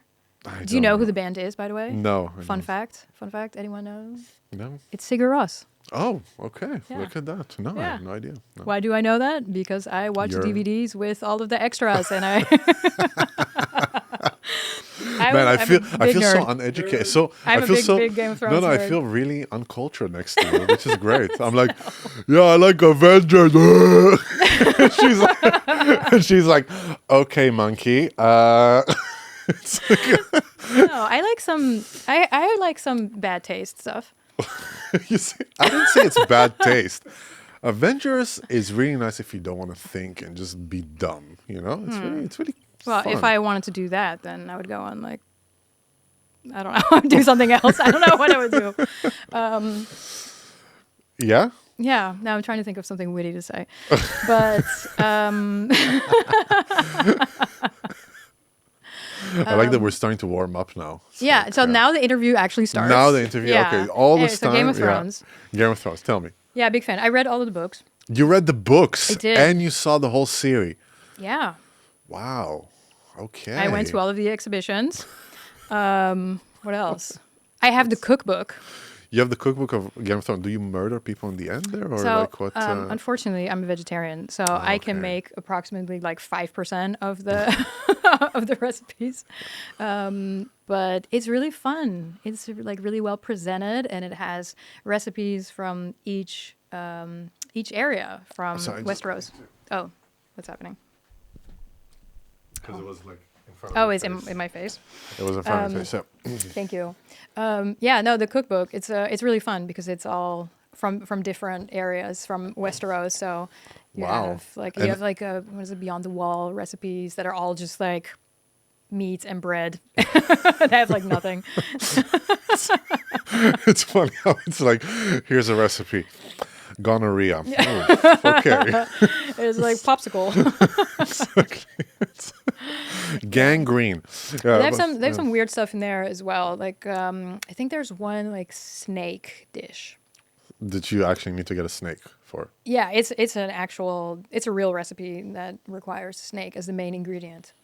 But yeah, again, I don't eat meat, so and also I wouldn't mean, even know where to get a snake. Yeah, where can you get a snake? I don't know. Where- I'm sure I know a guy who knows a guy who can get a The- snake for me, but Yeah. but in this climate, Yeah, exactly. in Wow. this economy, I love to do it with native speakers. yeah. Yeah, like where would I get a snake? But so yes, I am a big Game of Thrones nerd. Last season. Last season, I know, Oh. controversial. You know what? Did you like it? No way. I didn't hate it. I don't know why people are like so upset about it. Because it seemed like they really wanted to just get it over with. Yeah. Well, That's also, what it felt like. Let's just kill everybody. well, George R. R. Martin wasn't really involved because the books aren't like written yet. So I Yeah. know that he gave the showrunners the like the end game, Yeah. but there wasn't any source material to draw it from. So yeah, they kind of messed it up. Yeah. Then you see really the creativity of the Yeah, and writers. well, also especially in the first, I want to say the first 3 seasons. Like I think he also like wrote the script. I think for 1 episode per season because he used to be a script writer. That's what he did before Ah, okay. before he was known as George R. R. Martin, the creator of Game of Thrones. But yeah, no, just the writing is so good. The characters are incredible. Peter Dinklage, also a movie that I'm excited about. Toxic Avenger. Toxic Yes. Avenger? What? Hell yeah, you know about this? No. What? Trauma. What is it? What is it about? Huh? It's a movie that finally got distribution. I think they finished this like over a year ago. I think they released a trailer, and I was like, hell yeah, I'm gonna watch this. It's it's Peter Dinklage, and I guess he falls in a bucket of toxic waste. Oh. Yeah, I think it's a remake from the 80s, right? If I'm correct. And then he comes out as like a little Hulk. Guess we'll find out. I watched the trailer, and yeah, he does look like Like a little Hulk. like a little like melted radioactive supervillain. But yeah, Peter Dinklage, I think he's just incredible. So Yeah, I'm he's so excited to see him in this Yeah. role. It looks So just really good. fun and campy. Ah, a superhero. Okay. He looks like a villain, but he's a good guy. You know, Game of Thrones for me, I didn't watch it. Like, I'll get to it, but I was like, no, it's too hyped. I don't want to watch it. I don't want to this. It's everybody's talking about it, especially when the last episode of the last season came out. Everybody's like, oh my god, I'm gonna jump off the window, and like showing all these memes of people jumping off window, whatever. I was like, it's so hyped. And then in 2019, I flew to Israel to visit my family, and my sister had this just her TV. You could just see all the episodes, and I just You went full into a in? vacuum mode of like, okay, I gotta see what happens, and I Yeah. saw all of it within just 2 weeks. It was Wow, that's It was a dedication. lot. Because It that's was- like 80 hours yeah. of film. It was yeah. Like you're was, so invested, right? Because you gotta know, And then when the red wedding came, and I was screaming at the screen, and the thing is, my girlfriend, she saw the whole thing, and she watched with me again. Yeah, so she was just filming your reaction. So she was like, yeah, let's watch it. Just like a happy little wedding scene. yeah, just Yeah, it's a wow. rom-com. It's a rom-com. Yeah, it's look at that, and it's like, why all these characters are dying now? Why? And then it's like, yeah, revenge, Honor. War. revenge. But I think that this, what was so amazing about this series is that it broke a lot of taboos of you connecting to a character. You think, Incest. yeah. So Yeah, just, banging your sister. Bang. I mean, what's the problem? Sorry. Yeah, it broke that taboo. The one I was talking about was more a different taboo of you connecting to a character and thinking like, oh, this character is gonna, survive the entire thing, and it It's just disappears. because there are no real good guys. I mean, I guess the Starks are kind of the good guys, but there's almost no character that is like the hero, right? Yeah. Well, I mean, Ned Stark, he was the hero. Yeah.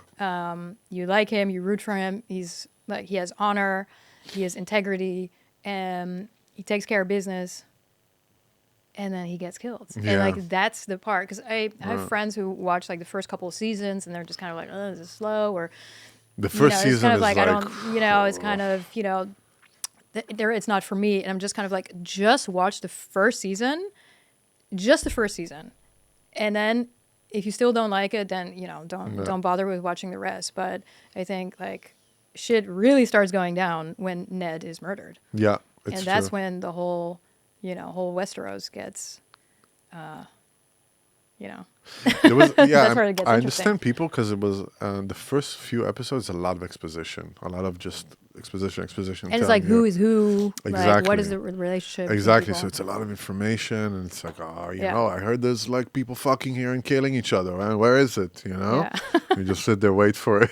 It's like, Dude, funny. My mom. So I was watching Game of Thrones like when it was coming out. So I think it started in like 2011 or something.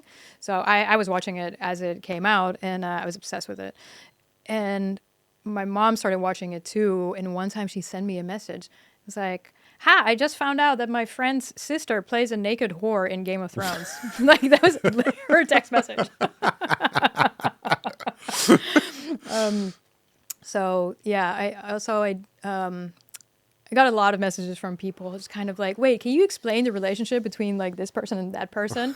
And I'm the one who's then going to send you like, wow, the you're whole such a message. nerd. Oh my God, you're such a nerd. I know. Wow, it's so awesome. I love it. I love nerds. I'm the proud nerd. Yeah, it's it's being a nerd is cool. You like what you like. Actually, we only have nerds here. If I think about it, we only have nerds on the It's right, we're podcast. fun. I mean, Yeah. it's because there is something to obsess about and talk about. Yeah, and it's- people What did you are- think about House of the Dragon? I gave it a chance. I thought it was okay. I couldn't It's- watch it. Like, it didn't grab me. I was like, Yeah, they went a bit too fast, I think, also, because it's like the first episode and then the main character, she's young. And then like 2 episodes later, it's like, oh, now she's an adult. And it just, yeah, I didn't love it. yeah, exactly. And also just in general, like it's my least favorite house. It's your least favorite house. Yeah. Oh, okay. Oh, yeah, because of that. Yeah, okay. so- Dragons are cool, but that's to me just, oh yeah, there's also dragons. Yeah, yeah, absolutely. I like the relationships between the people and the houses and the strategy. And did you watch Succession?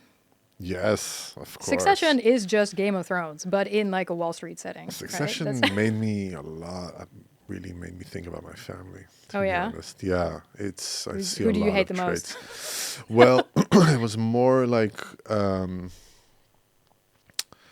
just I know what a lot of money can cause in a family, like the tear and wanting to go after it, and of course we're not that, like, my dad is not that wealthy, but it's like he created a lot of wealth, and then it just started to become this, like, the wealth of the family, this, and it's and the company, and what's going to happen, and you are in contact because you have to be in contact Yeah, because you don't want to get cut out of the will.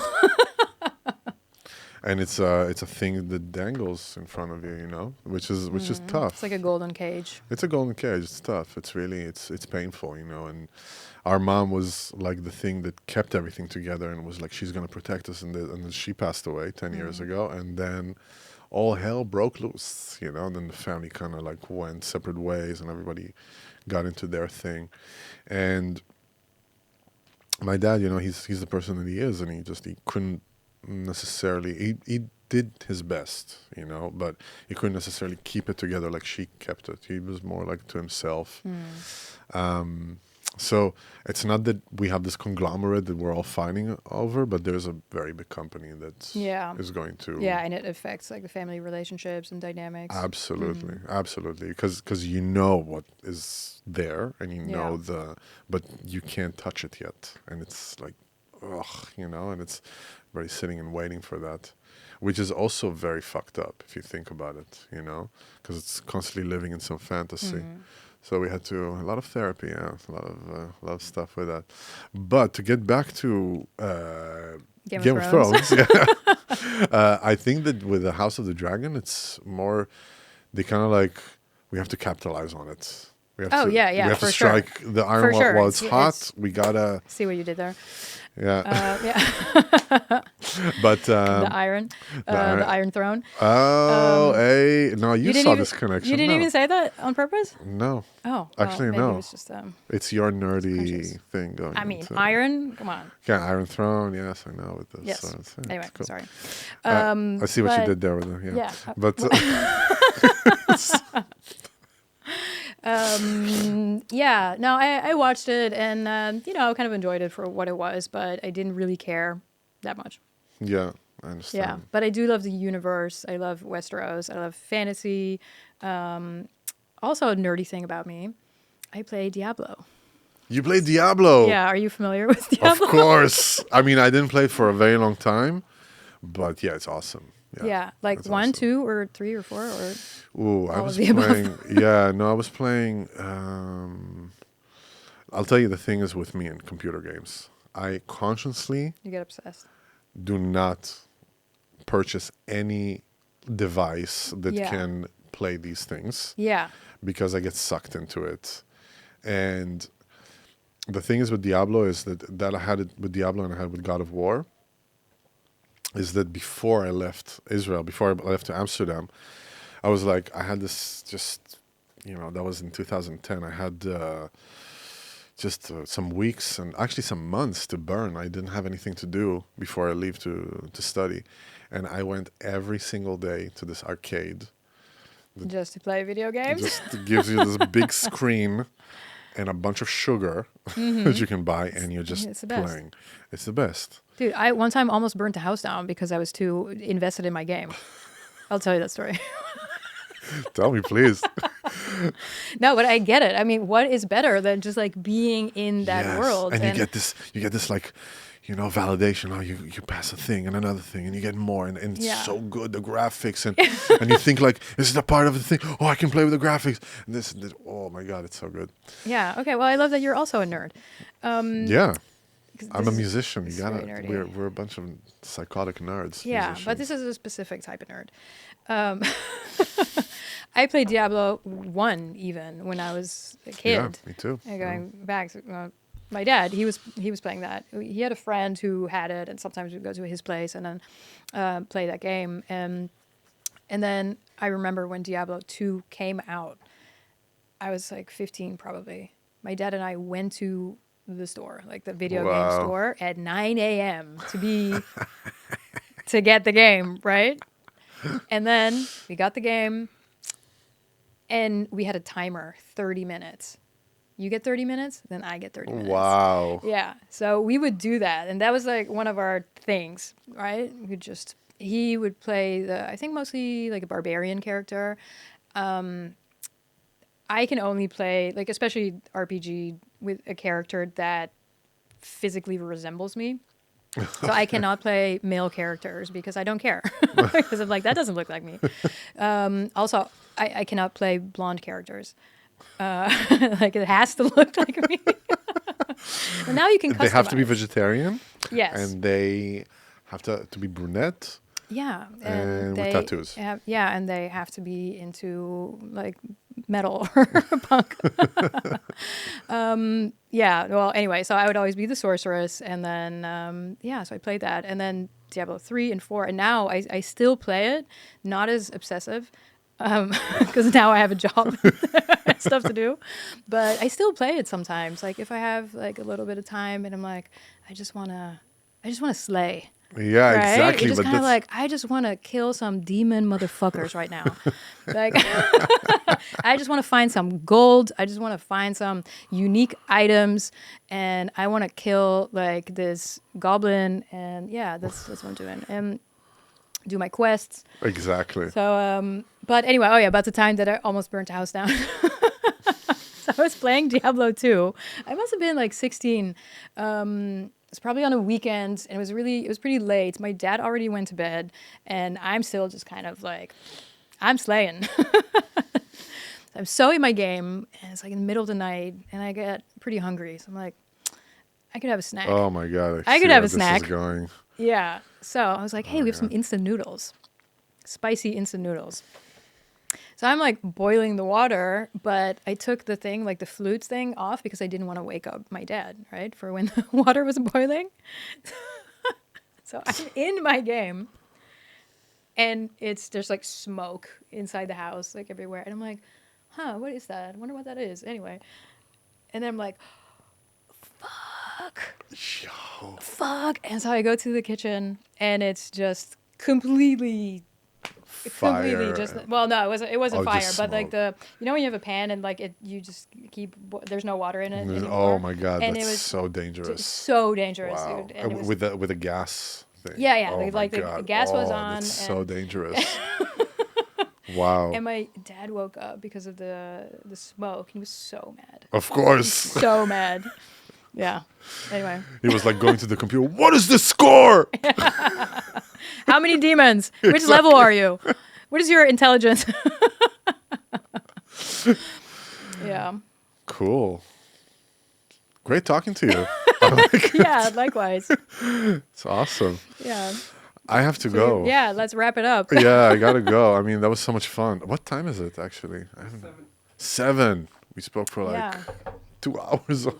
Almost 2 hours. It's a good time. I can Man, I can yap all day. I spoke today for 4. Wait. Yeah, you need to go back to your dark room. Yeah, exactly. Yeah.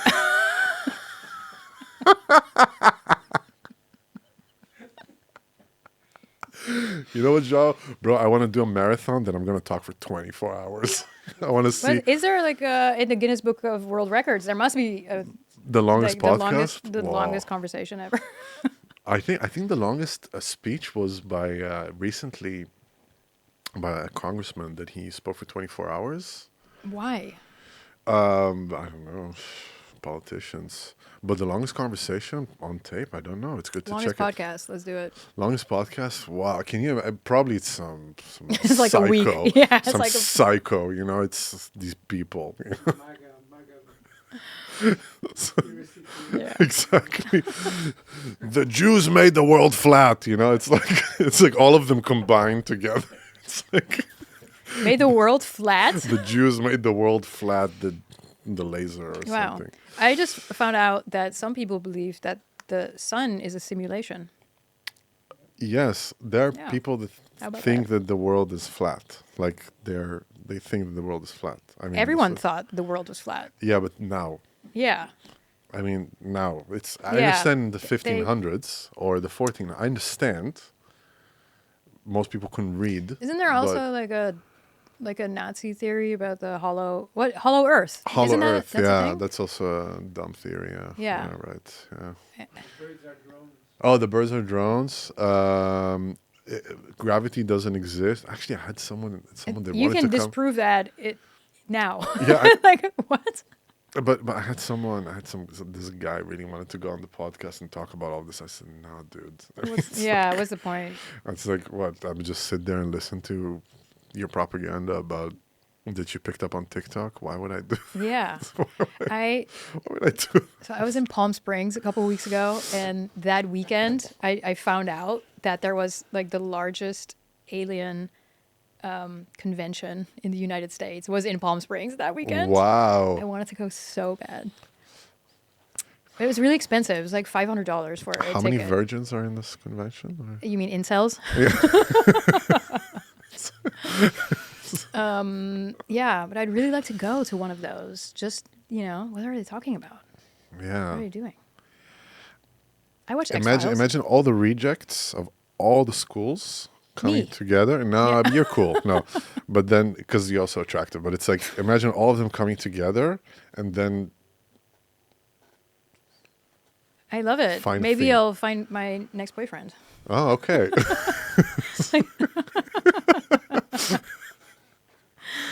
Do you have like weird boyfriends? Next question. Next question.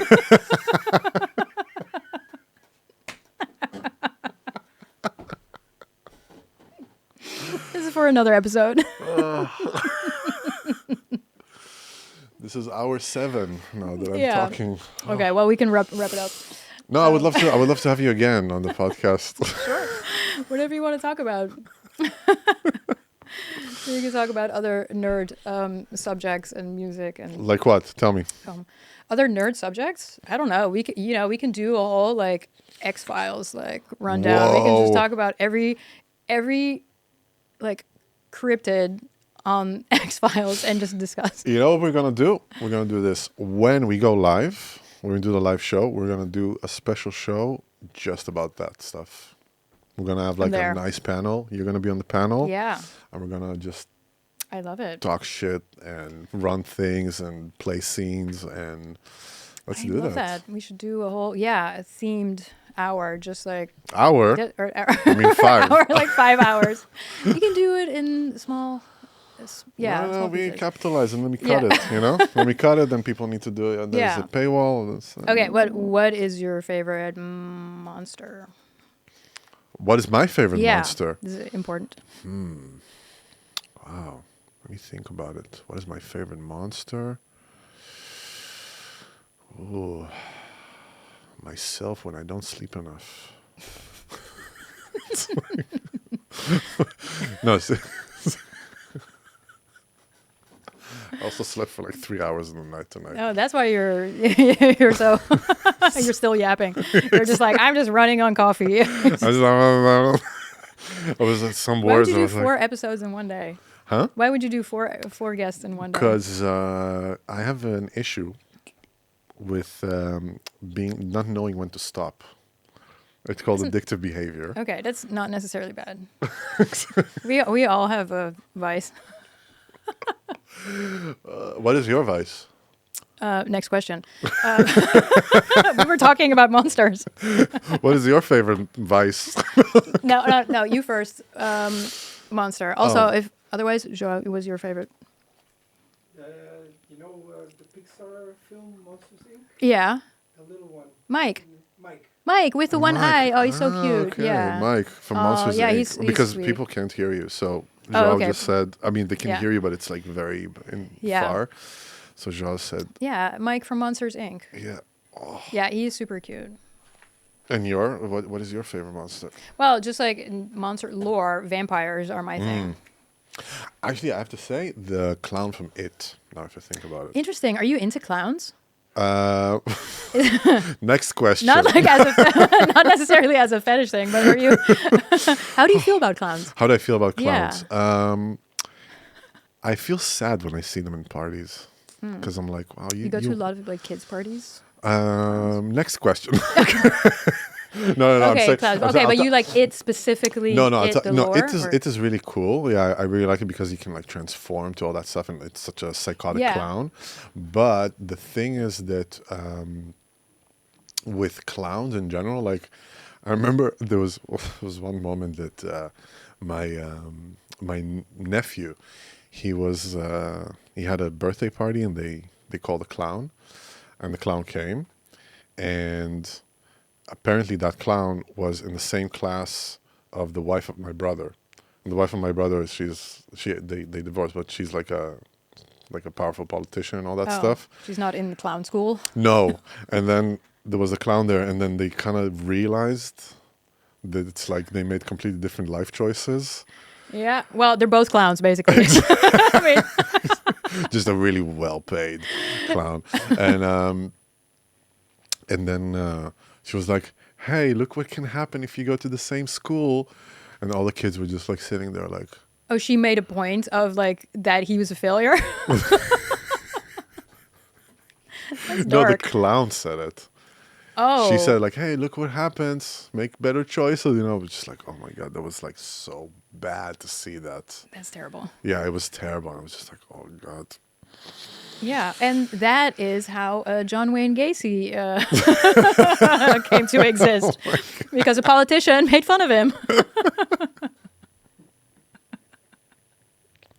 We gotta wrap this. Okay. One last clown story though. Okay. Okay, tell, yeah. Okay, I watched a clown movie last week. Which For real. clown movie? It's called Clown in a Cornfield. Clown in a Cornfield. Yeah, I enjoyed it. So I am not. Is it horror or? Yeah, it is. It's a slasher. What is your favorite monster? I didn't ask you. Vampires. Vampire. Oh, yeah, you said it. You said. You see, I don't even. It's like. That's all right. No, I love vampires. Especially the classic Transylvanian. I like a sexy vampire. Sexy vampire. I like a only lovers left alive. Also, type like of Interview vampire. with the Vampire. You love them. Of course. Yeah. I love a sexy, sophisticated bloodsucker. Yeah. Yeah, that's that's my type. Yeah, so vampires. Also, I actually liked Nosferatu, but clowns. Clown in a Cornfield, very entertaining. High school slasher, there's a lot of humor. Is exactly what you think it is. It's killer clowns in a cornfield. So if you're into clowns, check it out. Cleo, Right, thank you so much. Thank you so much. It was lovely to have you in the studio. You're lovely, you really too. great. I'm so happy to meet you. Thank you for having me. We will talk after that. Although I'm like, Like and subscribe. yeah, like him. Wait, follow me. I need to do the outro. Wait. Thank you everybody for joining us to Into the Score. It was great to have you here. It was great to have you also, Cleo. You know how it goes. Like, subscribe, follow us.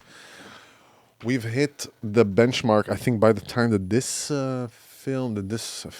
podcast comes out, we've probably hit more than 400,000 views. But these 400,000 views, 95% of you are not subscribed. Why is that, huh? Tell me. Why is that? Why? Look, we do so much work for you. I just spoke today for almost 7 hours. 7 hours. Why would you do that? Because I have problems. But let's be serious for a moment. Look, I'm sweating because it's too much for me. I'm doing it for you. Yeah, you. The incel in your mother's basement. No, you're not. Everyone who's going to the alien convention in Palm Springs. Anyway, like and subscribe. We love you. Thank you again, Cleo, for joining us. Joao, you're the man. It's been a hell of a ride today. And we will see you at the playlist. Yeah, we will see you at the playlist. Yeah, that works.